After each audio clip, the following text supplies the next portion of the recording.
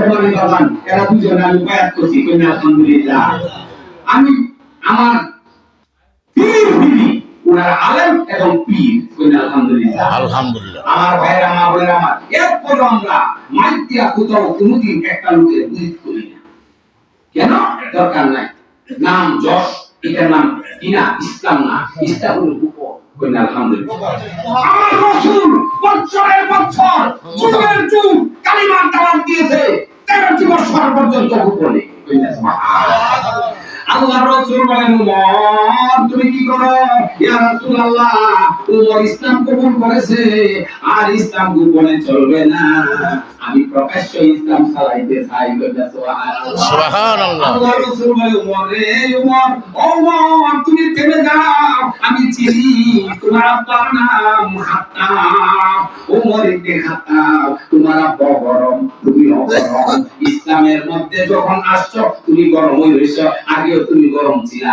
ওমর তোমার এখন আযান দিতে হবে না। আল্লাহর রাসূল নিষেধ দেওয়ার পর ওমর বলে ইয়া রাসূলুল্লাহ ইয়া হাবিবাল্লাহ আমি ওমর যে জায়গাতে কালিমা গ্রহণ করছি সেই জায়গাতে আর গোপন থাকবে না। কাবার সামনে নারে তাকবীর আল্লাহু আকবার।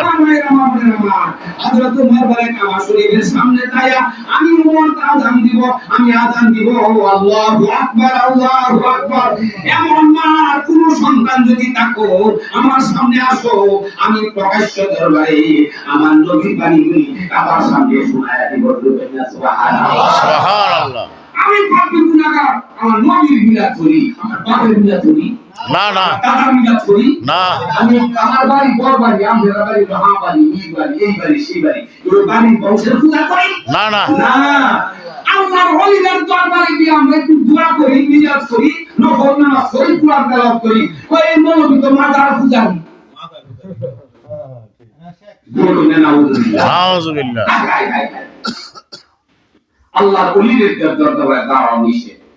আমার নবীজি রওজার পাশে গিয়া দাঁড়ায়া দাঁড়ায়া আসসালাতু ওয়াসসালামু আলাইকা ইয়া রাসূলুল্লাহ বলবেন না সুবহানাল্লাহ সুবহানাল্লাহ। আমাদের জীবনে যদি একবার গিয়া রওজার পাশে দাঁড়ায়া দাঁড়ায়া কইতারেন আসসালাতু ওয়াসসালামু আলাইকা ইয়া রাহমাতাল লিল আলামিন, নবীজি বলতেন মান দারা কবরি ওয়াজাবাত লাহু শাফাআতি। আমি রাসূলের দরবারে আসা আমার রওজার পাশে দাঁড়ায়া যেই পুরুষ যেই মহিলা আমাকে সালাম দিবে আমি রাসূল তাকে ধরে ধরে বেহেশত নিয়ে যায় সুবহানাল্লাহ। আর কইতাছে কইলে দাঁড়ায়া সালাম দেও যে কোনা এ শুইয়া দেও এর সবাই দাঁড়ায় এতে আমি নিজে দেখেছি হ্যাঁ 7 বার জিয়ারত করছি কইনা সুবহানাল্লাহ সুবহানাল্লাহ। 7 বার। তার নাম কি?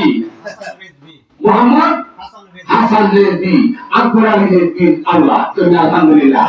বাংলার সিংহ পুরুষ 155 বছর তার বয়স হয়েছিল, যিনি আকবর আলী রেজভি, যার সামনে হাজার হাজার মুফতি মুহাদ্দিস তাদেরকে কলাবাতুরের মতন মনে করত।